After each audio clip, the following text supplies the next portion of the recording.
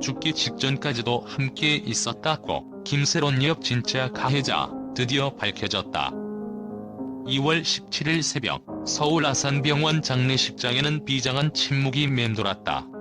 고인이 된 배우 김세론의 영정 옆에는 종이 한 장이 놓여 있었다. 바로 뉴욕 남편이라 지칭된 이에게 쓴 생전 자필 각서였다. 흐릿한 검은 잉크로 빼곡히 적힌 문장 하나하나는 오히려 절절한 울림을 남겼다. 당신의 집착과 폭언이 나를 망가뜨렸어요. 나는 더 이상 버틸 힘이 없습니다. 이 각서는 단순한 호소가 아니다. 고인의 말로 남지 못한 절규였으며 그가 죽기 직전까지도 함께 머물렀던 바로 그 사람, 즉 진짜 가해자의 이름이 새겨진 증거였다. 그동안 가로세로 연구소와 유족 측은 미성년 시절 김수현과의 교제 논란을 중심으로 공방을 벌여왔다. 가세현은 2015년부터 6년간 이어졌다는 사진, 손편지 등을 근거로 고인이 김수현을 전 남친이라 칭하며 책임을 전가했다. 하지만 이진호 유튜버의 폭로 영상은 시선을 완전히 돌려놓았다. 고인의 자살 직전까지 옆에 있었던 진짜 가해자는 타인이 아닌 근육 남편이라는 것. 과거 5번째 전남친이라는 이름조차 가려버린 그가야말로 심리적 붕괴를 촉발한 당사자였다. 공개된 DM 대화 내용은 더욱 충격적이다. 휴대폰 화면 너머로 드러난 문장들은 마치 생생한 스릴러의 한 장면 같다. 이미 지는 꽃이라 다시 필 수도 없다. 내가 살아있다는 사실이 싫다. 다들 내가 이미 죽어야 한다고 해. 고인의 목소리가 깎여나가는 듯한 호소가 잔인하게 반복된다. 특히 흐릿한 글씨 뒤로 희미하게 비치는 장례식장 양초 불빛은 빈소를 가득 메운 향냄새와 어우러져 더욱 서늘한 긴장감을 자아냈다. 머니에스 전문가들은 이 같은 정서적 학대가 극단적 선택의 가장 강력한 요인 중 하나라고 경고한다.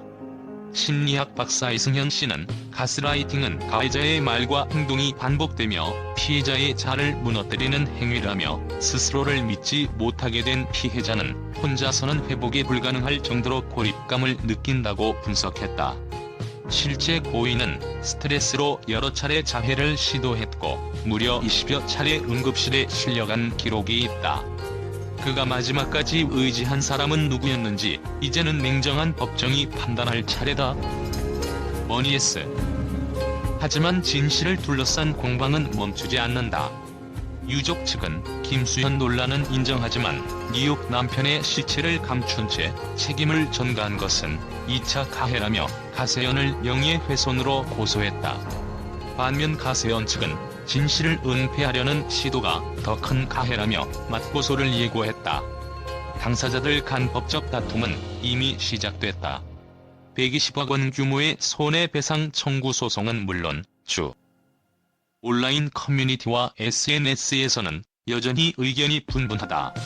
피해자를 2번 죽이는 언론과 플랫폼의 무책임함을 비판하는 목소리와 실체적 진실부터 밝혀야 한다는 주장이 팽팽히 맞선다. 연예계 관계자는 연이은 자극 보도는 고인의 마지막 말을 가린 채 세간의 호기심만 부추길 뿐이라며 씁쓸함을 감추지 못했다. 한 유족 지인은 빈소에서는 더 이상 논쟁이 필요 없다. 고인이 전하고자 했던 진짜 메시지를 기억해달라고 호소했다. 이번 사건은 단순한 연예계 스캔들을 넘어 온라인 괴롭힘과 가스라이팅의 위험성을 적나라하게 드러낸 사회적 경종이다. 누구도 알 수 없는 사적인 고통이 공개되었을 때 우리는 연대할 것인가 외면할 것인가. 빈소에서 꺼내진 그 각서 한 장이 던진 질문은 아직 끝나지 않았다. 진짜 가해자는 드러났지만 책임의 무게를 짊어질 곳은 어디인지 남은 여정은 이제 시작이다. 영국 언론 가디언은 김세론의 비극적 선택을 두고 한국 연예계가 마치 현실판 오징어 게임처럼 연예인들의 작은 실수에도 가차 없이 인생을 운명처럼 가른다고 진단했다. 2022년 음주운전 사고 이후 시작된 무자비한 온라인 비난과 자국적 보도를 쌓아온 언론이 결국 고인의 목숨마저 앗아갔다는 지적이다. 매체는 연이은 연예인 자살에도 구조적 해결책은 요원하다며 자국적 콘텐츠 경쟁을 멈추고 보호 메커니즘을 구축할 것을 촉구했다. 미국 AP통신은 김세론은 단순한 스타가 아니라 끊임없는 스포트라이트와 집단 괴롭힘 앞에 홀로 내던져진 하나의 사례라고 분석했다. 통신은 사생활을 파헤치는 자극 보도가 고인의 정신적 짐을 키웠고 유튜브, SNS 댓글 폭격은 회복 불가능한 수준의 고립감을 심화시켰다고 강조했다. 이어 연예인뿐 아니라 모든 취약계층을 보호할 수 있는 온라인 괴롭힘 방지법이 시급하다고 밝혔다. 스페인 엘 파이스는 김세론의 죽음을 한국 사회가 피해자에게 안전망을 제공하지 못한 구조적 실패라고 규정했다. 매체는 2022년 음주운전 논란 이후 악성 댓글이 폭주했지만 정작 심리치료나 재활 지원에 대한 보도는 거의 없었다고 꼬집었다. 또한 연예인을 둘러싼 디지털 미디어 기업들의 상업적 이익 추구가 고인의 고통을 가중시켰다고 비판하며 언론의 책임 있는 보도 기준 마련을 촉구했다. 미국 CBS 뉴스는 김세론 죽음은 단순 불행이 아니라 연예계 전반에 걸친 온라인 괴롭힘, 언론 보도 관행, 그리고 사회적 낙인의 종합판이라고 평했다. 매체는 관련 전문가 발언을 인용해 국가 차원의 자살 예방 프로그램과 온라인 괴롭힘 단속 시스템이 미비하다고 지적하며 연예인에 대한 무분별한 악성 댓글은 언제든 또 다른 희생자를 낳을 수 있다고 경고했다. 이렇듯 전 세계 주요 언론은 김세론의 죽음을 개인적 비극으로만 보지 않는다.